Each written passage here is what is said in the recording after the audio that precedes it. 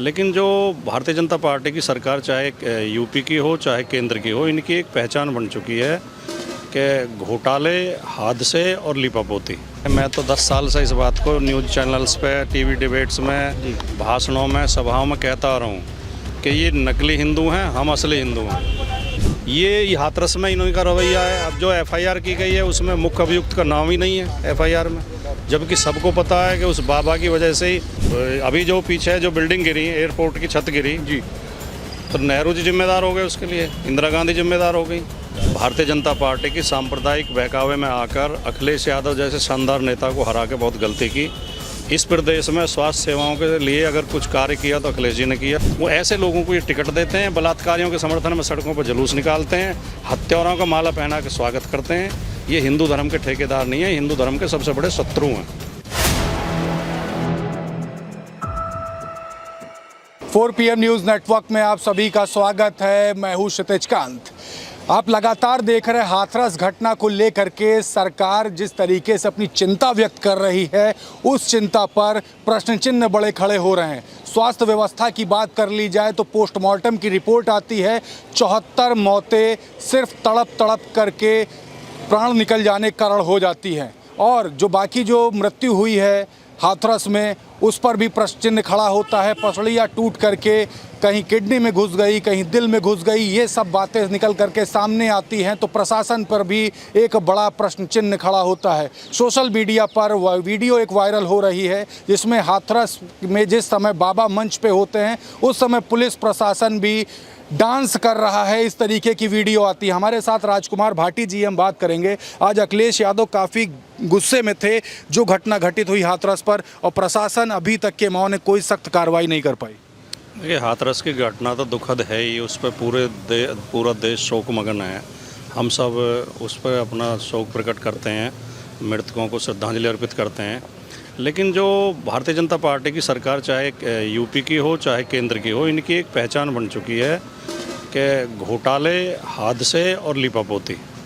इनकी सरकार में लगातार बड़े बड़े धांधलियाँ हो रही हैं, कहीं पर्चा लीक हो रहे हैं, कहीं कॉपी बदली जा रही हैं, कहीं इस तरह की घटनाएं हो रही हैं हाथरस जैसी, और कहीं सड़क धंस रही है, कहीं पुल टूट रहे हैं, लोग मर रहे हैं, दवाइयों के अभाव में मर रहे हैं। और इस सरकार की ये पहचान बन गई, उन पर लीपापोती करती है। पर्चा लीक होता है, स्टूडेंट आवाज़ उठाते हैं, योगी जी कहते हैं कि ये अफवाह फैला रहे हैं, जो भी पर्चा लीक की बात करेगा उसे जेल भेजेंगे। बाद में वो सही साबित होता है, परीक्षा कैंसिल की जाती है।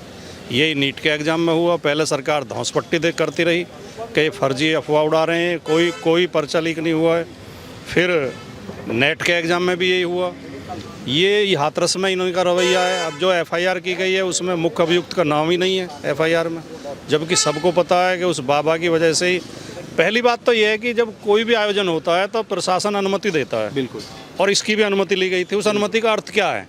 उस अनुमति का अर्थ ये है कि इतने लोग आएंगे, इसका इंतजाम हम कर सकते हैं। वो प्रशासन की जिम्मेदारी बन जाती है फिर अनुमति देने के बाद, कि वहाँ अव्यवस्था ना फैले। बिल्कुल। तो पहली बात तो प्रशासन और शासन अपनी जिम्मेदारी से बच नहीं सकते। दूसरे, हादसा होने के बाद उनकी जिम्मेदारी होती है सख्त से सख्त कार्रवाई करना और दोषियों को कटघरे के पीछे पहुंचाना। उसमें भी ये फेल हैं। ये जो खबरें आ रही हैं, आपके पास सूचना होगी कि बाबा ने अपने प्रवचन में ये कहा कि जिनके घर में कोई परेशानी है, कोई बीमार है, कोई अभाव है, धूल लगा ली जाए, चरणों की चरण धूली ले लें और उसे ले जाके उन्हें दें तो वो ठीक हो, उनकी समस्या हल हो जाएंगी। इस वजह से भगदड़ मची, तो सीधे सीधे उसने माहौल तैयार किया। पहली बात तो जितने लोगों की परमिशन ली गई थी उससे 1.5 गुने 2 गुने लोग जुटाए, फिर ये इस तरह की फालतू की बात की, इस वजह से भगदड़ मची।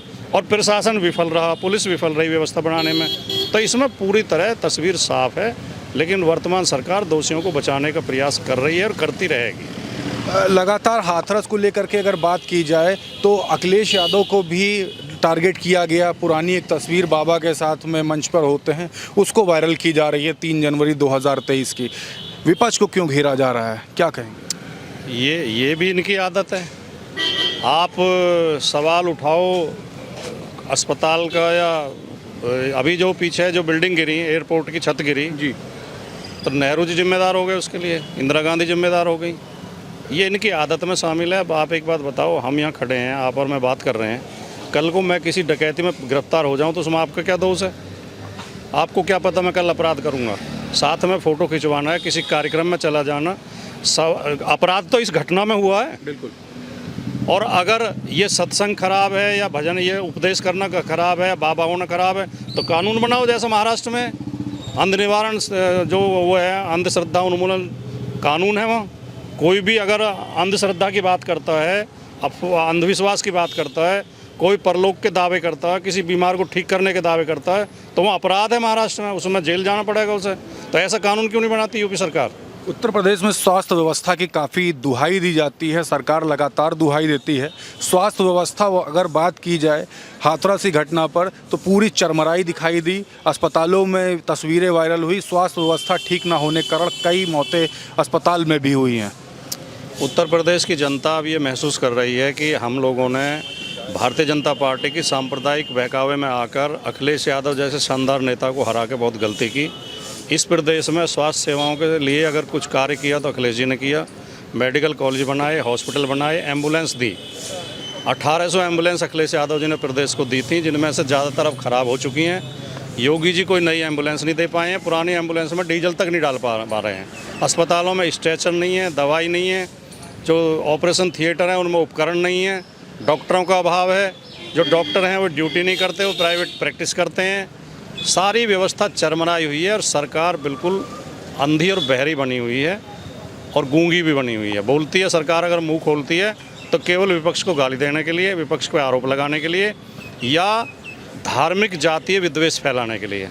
पॉजिटिव बात करना शायद इन लोगों ने ये भूल चुके हैं, ये कोई करते ही नहीं। योजनाएं इनके पास कुछ है नहीं विकास की।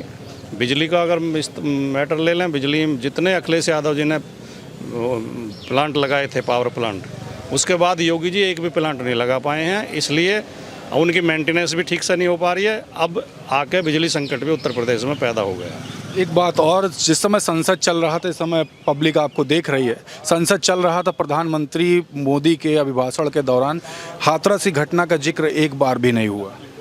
बहुत ही दुर्भाग्यपूर्ण और बहुत ही शर्मनाक था। ऐसी घटनाएं जब होती हैं तो न्यूज़ चैनल्स अक्सर जो खबरें रूटीन की चल रही होती हैं उन्हें हटा के और उस हादसे की खबरें दिखाने लगते हैं। या आपने भी देखा होगा, ये पत्रकारिता की आचार संहिता भी है और ये उनका नैतिक कर्तव्य भी है। इस घटना की खबरें लगातार आ रही थी और मोदी जी 2-2.5 घंटे तक भाषण करते रहे और न्यूज़ चैनल मोदी जी को ही दिखाते रहे। ये पत्रकारिता के जो उत्तरदायित्व हैं उनसे सरासर उनसे मुंह मोड़ना है। और देश में स्तर तो सबका गिरा है, राजनीतिक लोगों का भी गिरा है, प्रशासन का भी गिरा है, व्यापारियों का भी गिरा है, लेकिन सबसे ज़्यादा स्तर जो गिरा है, नैतिक पतन हुआ है, वो पत्रकारिता का हुआ है। इस देश में पत्रकारों का हुआ है। जो मुख्य चाप तो आप जैसे चैनल, जो यूट्यूब चैनल हैं, जो सोशल मीडिया पे एक्टिव हैं, जो छोटे छोटे चैनल हैं, छोटे अखबार हैं, केवल वो पत्रकारिता कर रहे हैं, वरना बड़े चैनल और बड़े अखबार तो सरकार के दास बन गए हैं और उन्होंने उनकी ड्यूटी केवल सरकार की लिपापोती करना रह गया, उनके अपराधों पर पर्दा डालना। एक आखिरी प्रश्न लूँगा। संसद भवन में राहुल गांधी के भाषण के दौरान आरएसएस हिंदू नहीं है, भाजपा हिंदू नहीं है और जो नफरत फैलाए वो हिंदू नहीं हो सकता, इस भाषण को तोड़ मरोड़ करके पेश किया गया। उसके बाद देश भर में तमाम भाजपा के समर्थक जो थे वो सड़कों पर उतरे। लगातार देख रहे एक माहौल सा बनाया जा रहा है विपक्ष के खिलाफ और उस पर भी लगातार राजनीति अब गरमा रही है। आज के दिन एक वीडियो पिछले 24 घंटे में लगातार देख रहा हूँ, वायरल हो रही है। उस वीडियो में शंकराचार्य जी बताते हैं कि अगर बात की जाए वाराणसी की, तो तमाम मंदिर वहाँ पर तोड़े गए हैं। हिंदू की बात होती है, मंदिर तोड़े गए हैं, वहाँ सांसद भी रहे हैं उसका उस समय प्रधानमंत्री मोदी। कैसे देखते हैं इसको? नहीं, जो बात राहुल गांधी ने संसद में अब कही है, मैं तो 10 साल से इस बात को न्यूज़ चैनल्स पे, टीवी डिबेट्स में, भाषणों में, सभाओं में कहता आ रहा हूँ कि ये नकली हिंदू हैं, हम असली हिंदू हैं। हिंदू धर्म की पहचान है भाईचारा, प्रेम, मोहब्बत, उदारता, प्रगतिशीलता, वैज्ञानिक सोच। ये हिंदू धर्म की पहचान है। हिंदू धर्म वो है जिसे स्वामी विवेकानंद बताते हैं, स्वामी दयानंद बताते हैं, जिसे महात्मा गांधी मानते थे, जिसके लिए बड़े बड़े जो बुद्ध के भी विचार हैं वो भी हिंदू धर्म में ही आते हैं, हिंदू धर्म के पर्दे में ही आते हैं। इनका हिंदू धर्म जो है, इनका जो उससे मनु से शुरू होता है और सावरकर पर ख़त्म। इनके हिंदू धर्म का मतलब केवल कट्टरता फैलाना, अंधविश्वास फैलाना, पाखंड फैलाना, धार्मिक नफरत फैलाना, ये धर्म के नाम पर लोगों को हिंसक बनाते हैं, उनके हाथ में हथियार देते हैं।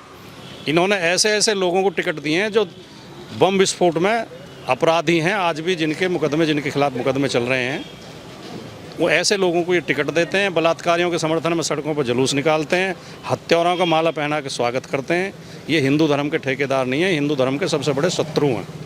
हिंदू धर्म को ये गड्ढे में ले जा रहे हैं। बिल्कुल, तो धन्यवाद आपका। तो हमारे साथ राजकुमार भाटी जी को आपने सुना। हाथरस में जो घटना हुई उसको लेकर के आप देख रहे हैं देश भर में नाराज़गी है और क्लियर कट आप देख रहे हैं कि विरोध प्रदर्शन हर जगह हो रहा है। प्रशासन इस पूरे मामले को दबाने की कोशिश कर रहा है, लेकिन जितना दबाया जा रहा है उतना ही तूल पकड़ रहा है। दूसरी तरफ जो हिंदू वाला जो बयान था राहुल गांधी का संसद भवन के अंदर, उसको लेकर के भी आपने सुना क्या कुछ कहा राजकुमार भाटी जी ने। साफ तौर से देख रहे हैं कि लंबे समय से कहते चले आ रहे हैं कि असली हिंदू कौन है और कट्टरता फैलाने वाले असली हिंदू नहीं हो सकते, ये भी कहा। संसद भवन में भी ये भी बात हुई, लेकिन तोड़ मरोड़ करके वीडियोस सोशल मीडिया पर वायरल की जा रही है। अब देखना ये होगा हाथरस की घटना पर प्रधानमंत्री की बात करें या सूबे के मुख्यमंत्री योगी आदित्यनाथ की बात करें, क्या कुछ एक्शन लेते हैं। ग्राउंड रिपोर्ट के लिए जुड़े रहिएगा 4 PM न्यूज़ नेटवर्क के साथ। मैं हूं क्षितिज कांत, कैमरा पर्सन शुभम के साथ।